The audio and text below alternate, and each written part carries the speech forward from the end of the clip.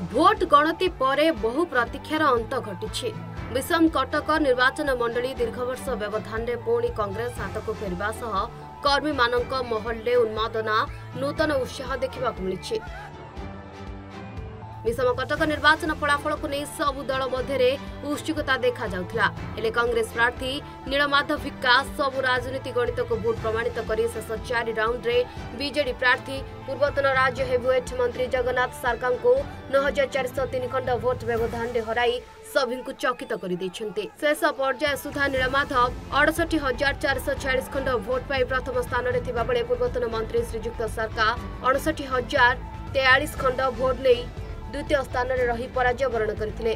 तेबे यहाँ पर कांग्रेस शिविर में राजनैतिक उष्मता देखा मिली। निश्चित भाव में विषम निर्वाचन मंडली जनता विजय होती जहाँ भाषा देते कले निश्चित भाव में आगामी दिन में लोकंर समस्या दूर करने चेष्टा करें।